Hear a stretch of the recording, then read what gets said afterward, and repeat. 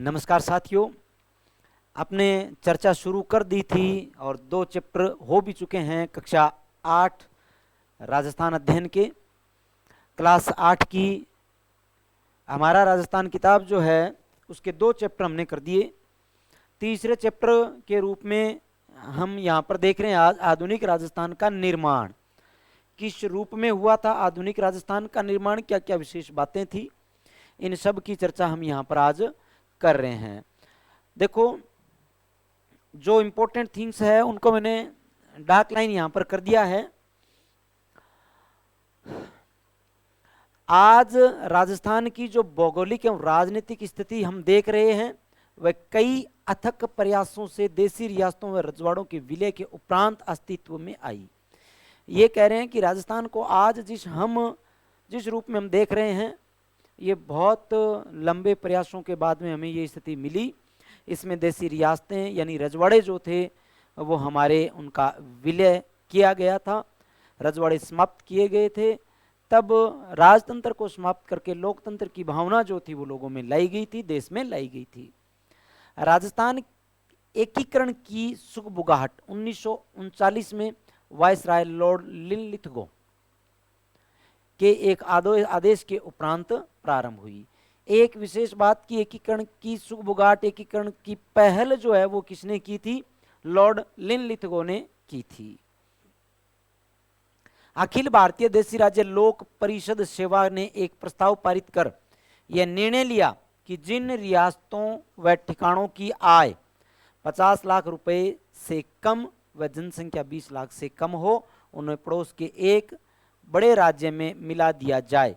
यद्यपि यह कार्य इतना सरल नहीं था, किंतु प्रजामंडल आंदोलन द्वारा जन जागृति व एकीकरण की प्रक्रिया को आगे बढ़ाया गया था। यहां पर कहा गया था कि जिन रियासतों व ठिकानों की आय 50 लाख रुपए से कम और जनसंख्या 20 लाख से कम हो उनको अपने आस पड़ोस की रियासतों में मिला दिया जाए।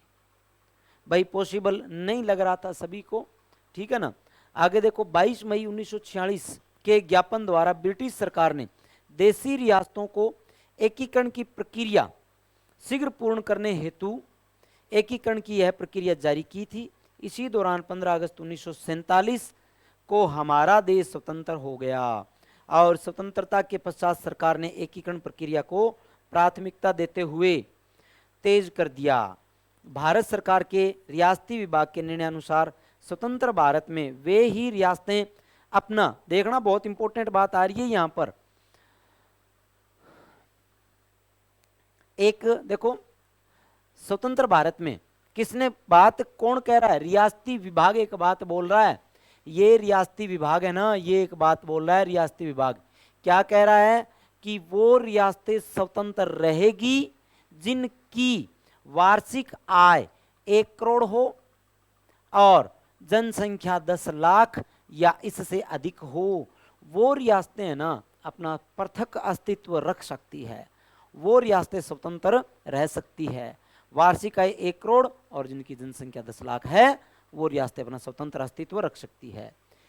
इस मापदंड के अनुसार राजस्थान में केवल जयपुर, जोधपुर, बीकानेर, उदयपुर रियासतें ही स्वतंत्र अस्तित्व रख सकती थी, किंतु इन रियासतों की जनता एकीकृत राजस्थान में विलय के पक्ष में थी। प्रजा का नेतृत्व प्रजामंडल अन्य संघों द्वारा किया जा रहा था। देशी रियासतों के कई शासकों ने भी विलय के प्रस्ताव का समर्थन किया। एकीकरण पूर्व राजस्थान, एकीकरण से पहले राजस्थान में देखो 19 देशी रियासतें, ठीक है ना। इनमें जयपुर, जोधपुर, उदयपुर, बीकानेर, बूंदी, कोटा, धौलपुर दिखाई दे रही होगी, भरतपुर, अलवर, डूंगरपुर, प्रतापगढ़, बांसवाड़ा, झालावाड़, करौली, शाहपुरा, सिरोही, टोंक, जैसलमेर और किशनगढ़ थी। ये 19 रियासतें, ये 3 ठिकाने कुशलगढ़, लावा और नीमराना, एक केंद्र शासित प्रदेश अजमेर मेरवाड़ा जिसको चीफ कमिश्नर क्षेत्र कहते थे। चीफ कमिश्नर और ठिकाने जो थे इनको कहते थे चीफ शिप क्षेत्र। तो 3 ठिकाने थे और एक केंद्र शासित प्रदेश यानी चीफ कमिश्नर क्षेत्र था। ये सिस्टम अब शुरू होगा। कैसे होगा देखो जरा,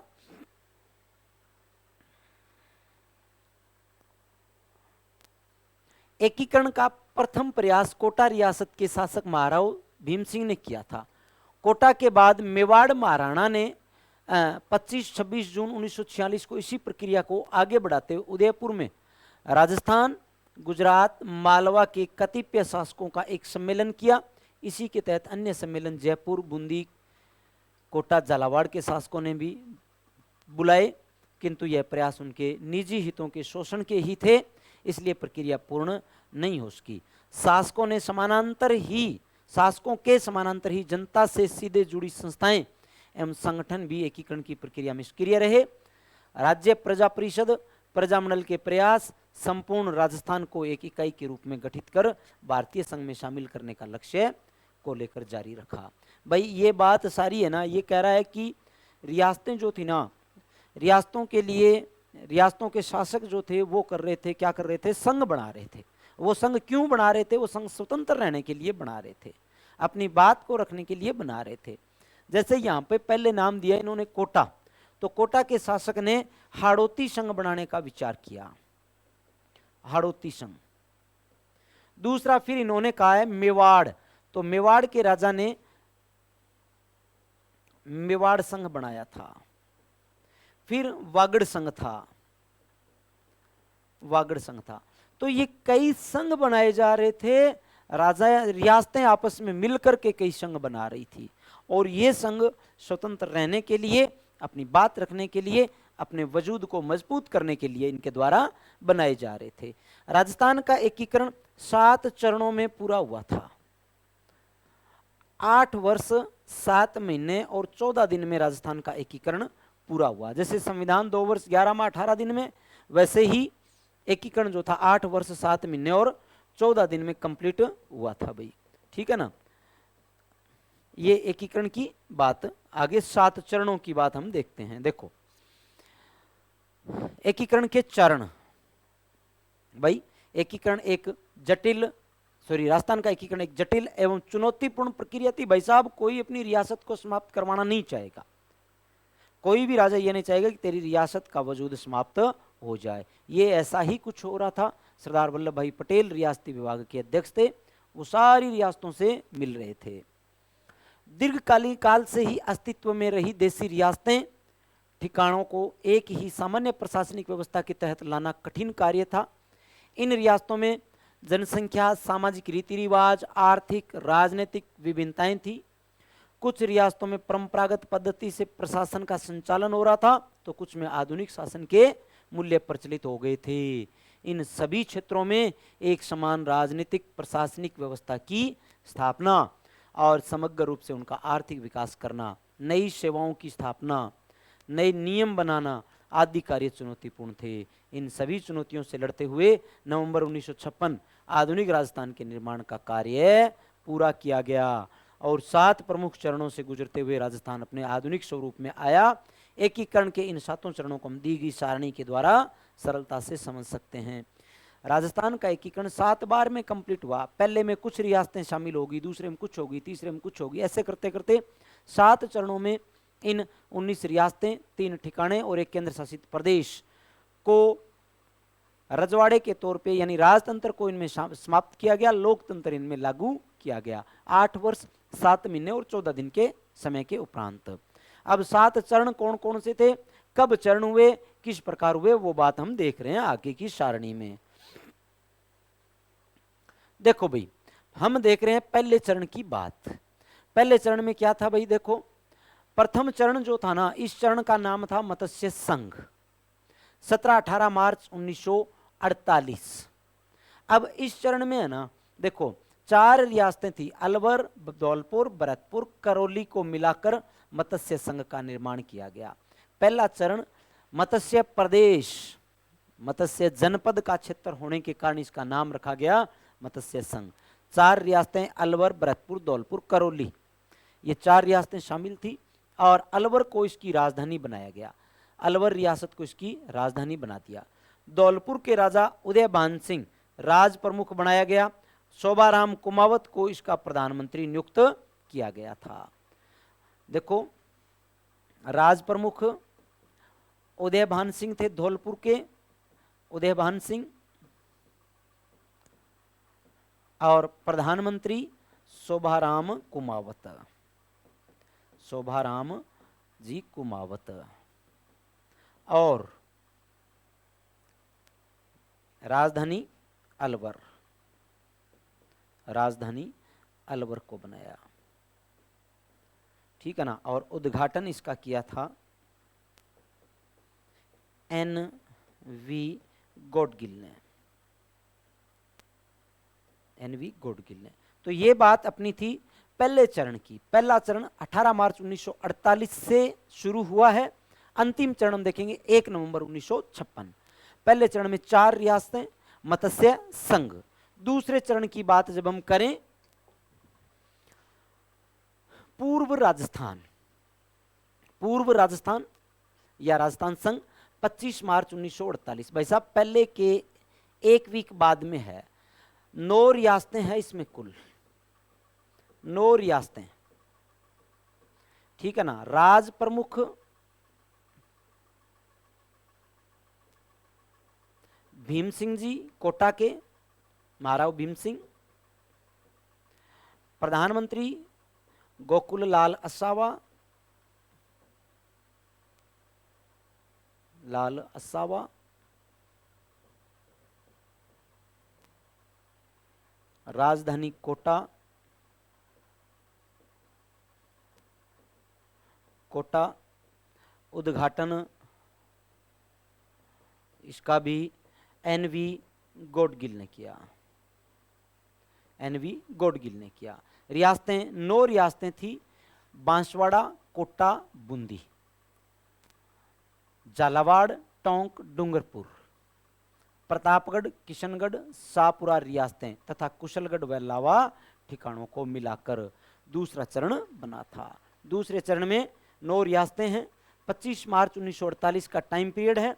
राजस्थान इसका नाम है पूर्व राजस्थान, और 9 रियासतों का राज प्रमुख भीम सिंह जी, गोकुलाल असावा, राजधानी कोटा, और उद्घाटन किया NV गॉडगिल ने।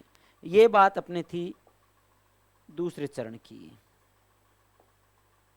आगे देखो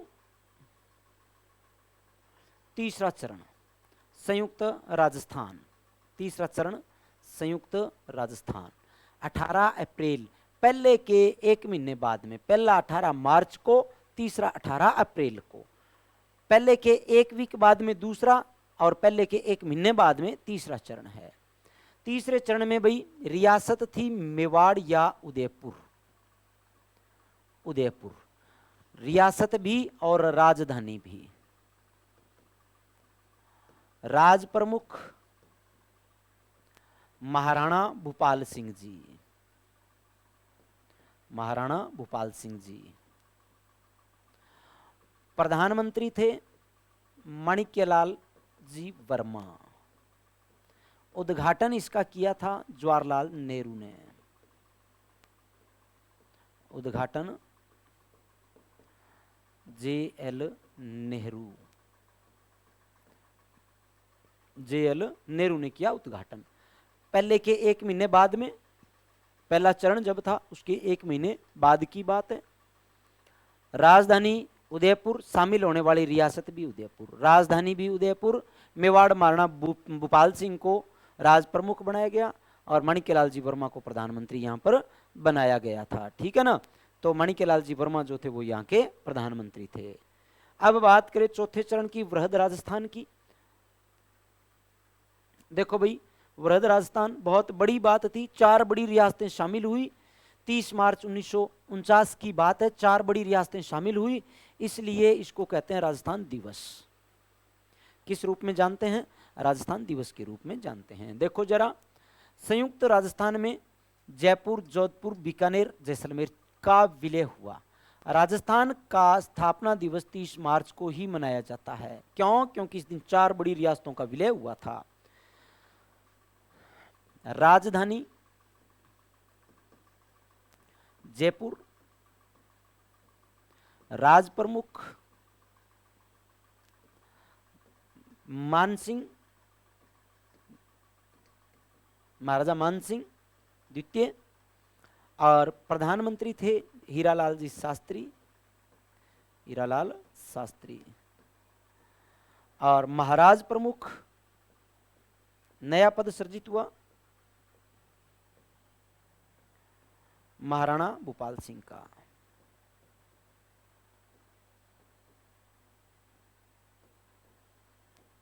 और उद्घाटन इसका किया स्वयं सरदार वल्लभ भाई पटेल ने। सरदार पटेल जी ने इसका उद्घाटन किया। राजस्थान की 4 बड़ी रियासतें इस दिन शामिल हुई और 4 बड़ी रियासतें शामिल होने के कारण इसको कहा गया था भाई राजस्थान दिवस। ठीक है ना। 4 बड़ी रियासतें चौथे चरण में शामिल हुई, वृहद राजस्थान में शामिल हुई थी। आगे देखो भाई, ये अपना 5वां चरण। 5वां चरण संयुक्त वृहद राजस्थान 15 मई 1949। वृहद राजस्थान में मत्स्य संघ का नीमराणा ठिकाना सहित विलय हुआ था। देखो वृहद राजस्थान में नीमराणा ठिकाना मिला दिया गया था। पहले 14 वृहद राजस्थान की रियासतें थी, 4 इसकी रियासतें थी। रियासतों की संख्या यहाँ पे हो गई थी 18 रियासतें इसमें शामिल हो गई थी। ठीक है ना। 15 मई 1949 5वां चरण है, 15 मई 1949 का टाइम है। और वृहद राजस्थान में मत्स्य संघ जो बना करके छोड़ा था पहले चरण का, उसको इसमें शामिल कर दिया गया था। आगे की चर्चा करें छठे चरण की। देखो छठे चरण में क्या है। छठा चरण राजस्थान संघ या राजस्थान। ठीक है ना। 26 जनवरी 1950 ये 19वीं रियासत सिरोही आ गई। दिलवाड़ा व आबू क्षेत्र को छोड़कर सिरोही का विलय किया गया। ये दिलवाड़ा और आबू है ना, इसका विलय गोकुल भाई भट्ट के प्रयासों से होगा 7वें चरण में। गोकुल भाई भट्ट के प्रयासों से होगा भाई। ठीक है ना। 26 जनवरी 1950 देश का संविधान भी लागू हुआ था इस दिन और सिरोही रियासत का विलय भी हुआ था। आबू और दिलवाड़ा 2 को छोड़कर के सिरोही सारी रियासत इस दिन आ गई थी। अब 7वां चरण 1 नवंबर 1956 राजस्थान के एकीकरण का अंतिम चरण था। राजस्थान में ये देखो, ये आबू और दिलवाड़ा 7वें चरण में, अजमेर मेरवाड़ा मंदसौर मध्य प्रदेश के सुनेल टप्पा क्षेत्र का विलय कर एकीकरण की प्रक्रिया को पूर्ण किया गया। ठीक है ना। झालावाड़ का सिरोज क्षेत्र जो था वो मध्य प्रदेश को सौंपा गया था। अदला बदली हुई है। सुनेल टप्पा मंदसौर मध्य प्रदेश का राजस्थान में मिलाया है और राजस्थान का झालावाड़ का सिरोज क्षेत्र मध्य प्रदेश को दिया गया है। ये एक अदला बदली की प्रोसेस लिया गया है, एक सुनेल टप्पा और दिया गया यहाँ पर सिरोज। इस प्रकार राजस्थान का एकीकरण 19 रियासतें 3 ठिकाने और 1 केंद्र शासित प्रदेश सहित 1 नवंबर 1956 को पूरा हुआ था। 18 मार्च 1948 से जो एकीकरण अपना शुरू हुआ वो 1 नवंबर 1956 को 8 वर्ष 7 महीने और 14 दिन बाद में कंप्लीट हुआ था। आगे देखो, एकीकरण से संबंधित शब्दावली। एकीकरण का मतलब है एक करने की प्रक्रिया या जोड़ने की प्रक्रिया। आगे वृहद, विशाल या बड़ा। तो भाई ये राजस्थान के एकीकरण से संबंधित अपनी बातें थी। इस चैप्टर में कुछ प्रश्न भी है, देख लेते हैं। देखो जरा, आप इनके उत्तर हो सके तो लिख करके भेज सकते हो। संयुक्त वृहद राजस्थान में कौन सा क्षेत्र शामिल नहीं था?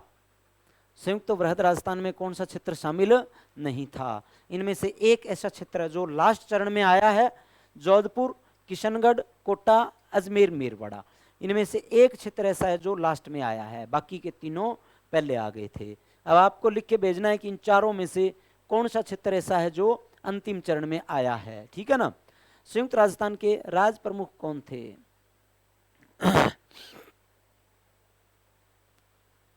राज प्रमुख कौन थे तो बता देना, इन चारों में से कौन थे भाई?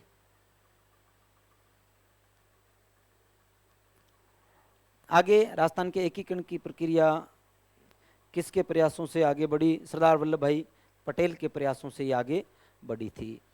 ये चर्चा जो अपनी थी वो राजस्थान के एकीकरण से संबंधित थी। इससे आगे की चर्चा, नेक्स्ट पार्ट की चर्चा नेक्स्ट क्लास में आपके लिए लेके हाजिर रहूँगा। तब तक के लिए धन्यवाद, नमस्कार।